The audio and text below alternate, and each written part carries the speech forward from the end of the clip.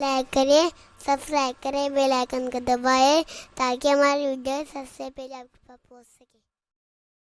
پوری دنیا کا مسلمان روزے کے عظیم فریضے کو ادا کرتا ہے،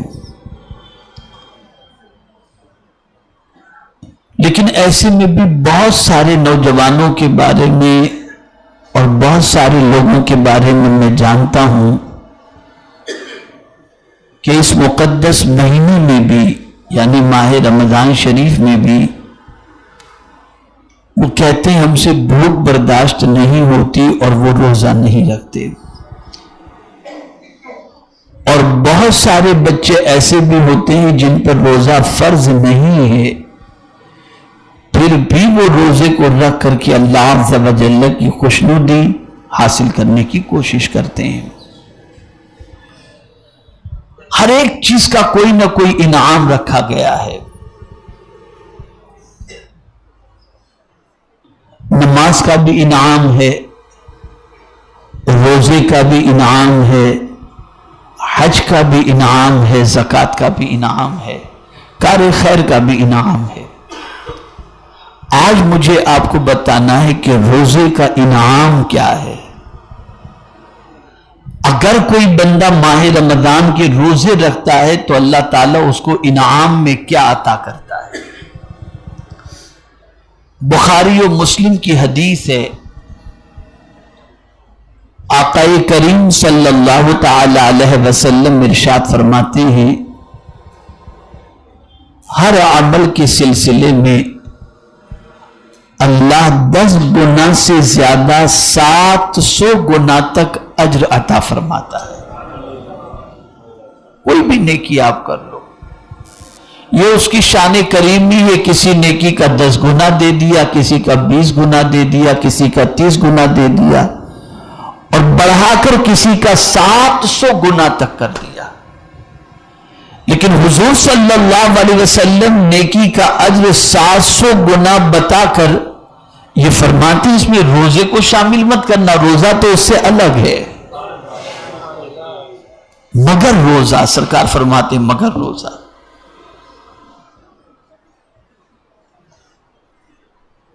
اس لیے کہ جیسی عبادت ویسا ثواب، خالص اللہ کا بندہ اللہ کی رضا ہی کے لیے اپنی خواہشات اور بھوک اور پیاس کو کنٹرول کرتا ہے، کسی کے ڈر سے نہیں، نہ باپ کے ڈر سے کھانا چھوڑ رہا ہے، نہ استاد کے ڈر سے کھانا چھوڑ رہا ہے، نہ پیر صاحب کے ڈر سے کھانا چھوڑ رہا ہے، نہ مار کے ڈر سے کھانا چھوڑ رہا ہے، کسی کے ڈر سے کھانا نہیں چھوڑ رہا۔ اور روزہ رکھنے والے کے لیے سی سی ٹی وی بھی نہیں لگایا جاتا کہ چھپ کر کے کہیں کمرے میں تو نہیں کھا لیتا، نہیں، از خود سیلف بندہ چھوڑ دیتا ہے، خود سے چھوڑتا ہے۔ ادھر چاند دیکھا، ادھر صبح صادق ہوئی، بس صبح صادق سے وہ بھوکا رہنا شروع کر دیتا ہے، پیاسا رہنا شروع کر دیتا ہے۔ اے بندے، 11 مہینے تک کھاتا رہا، تجھے بھوک نہیں لگتی؟ تو اس کا جواب یہی ملے گا، نہیں، میں اپنے مولا کی خوشی کی خاطر بھوکا رہوں گا۔ اب جب یہ بندہ بھوک کو برداشت کرتا ہے، اور روزے جیسا پیارا عمل اور پیور عمل کوئی دوسرا نہیں ہے، ہر چیز کا ظاہر ہے۔ آپ نماز پڑھیں گے، اس کا ظاہر ہے کہ آپ ہاتھ پیر سب حرکت دیں گے، یہ اس کا ظاہر ہے، تو آپ کی ظاہری چیزوں کو دیکھ کر سمجھ میں آتا ہے کہ آپ نماز پڑھ رہے ہیں۔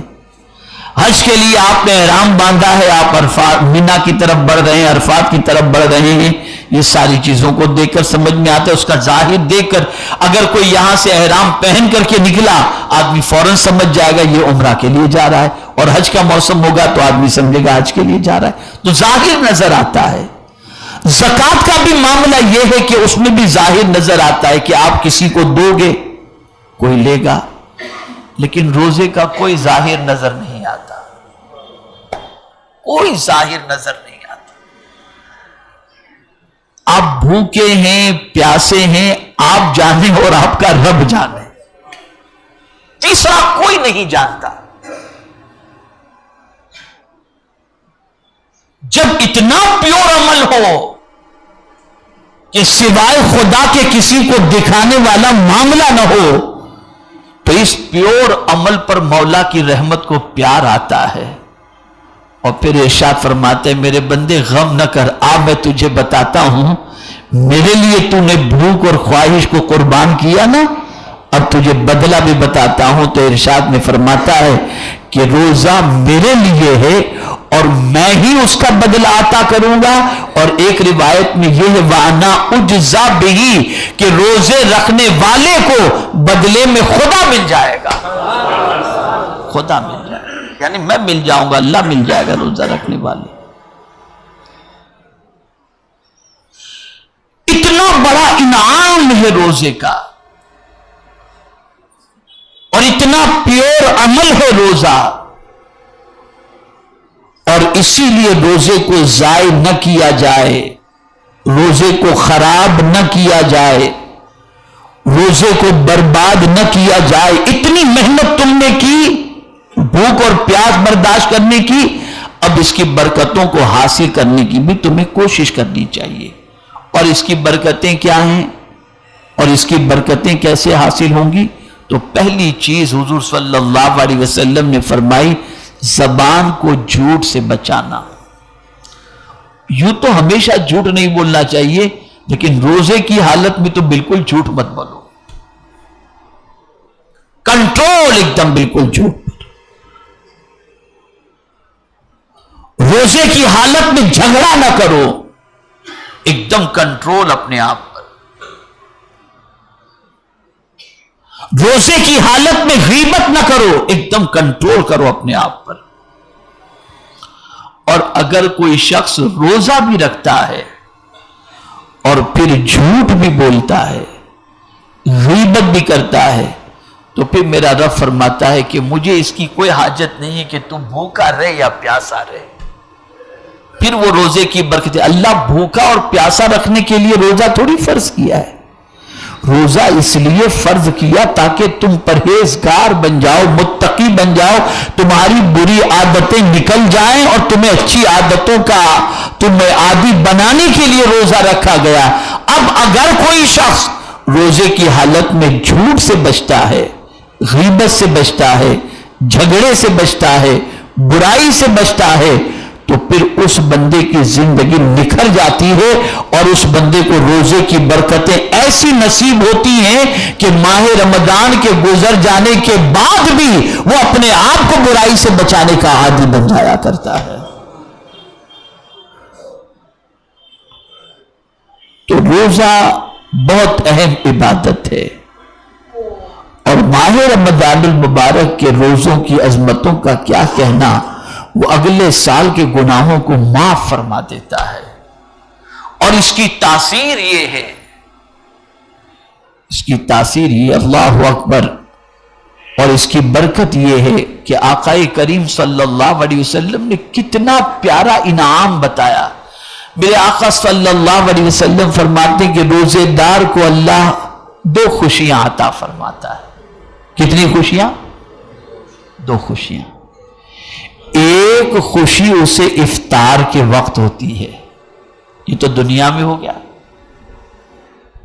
اب آپ دیکھیں روزے دار کی پوزیشن یہ ہوتی ہے کہ افطار کا وقت آتا ہے تو اسے خوشی ہوتی ہے نا کہ چلو میرا روزہ پورا ہوا، یہ نہیں کہ مجھے کھانے کو مل رہا ہے، الحمدللہ میرا روزہ پورا ہوا۔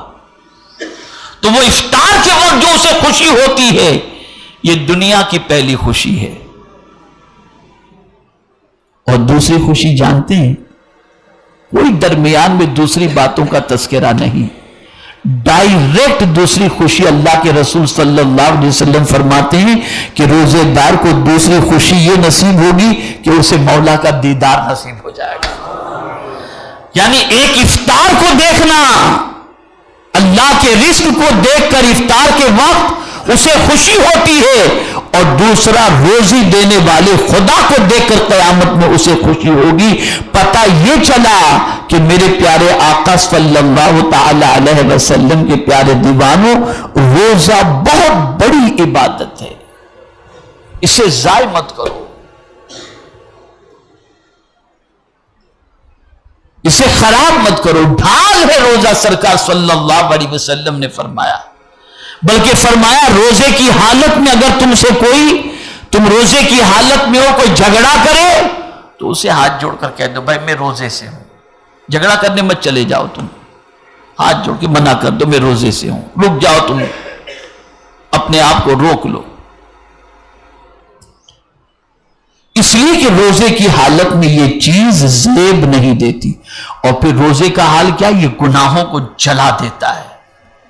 آپ روزے سے ہیں نا، ادھر آپ نے روزہ رکھا، ادھر روزہ آپ کے گناہوں کو جلا دیتا ہے. یاد رکھیں اتنی طاقت ہے روزے کے اندر کہ روزہ گناہوں کو جلا کر خاکستر کر دیتا ہے.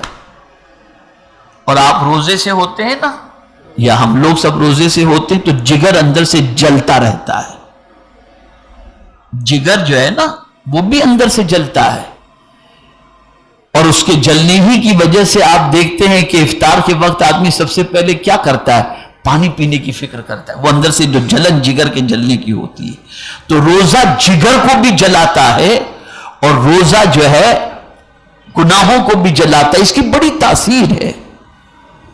بعض روایتوں میں آتا ہے کہ سب سے پہلے حضرت نوح علیہ السلام نے روزہ رکھا، اور اگر یوں دیکھا جائے تو حضرت آدم علیہ السلام سے لے کر حضرت عیسیٰ علیہ السلام تک اللہ نے سب نبیوں پر روزے فرض فرمائے. ہمارے ویڈیو کو لائک شیئر ضرور کریے.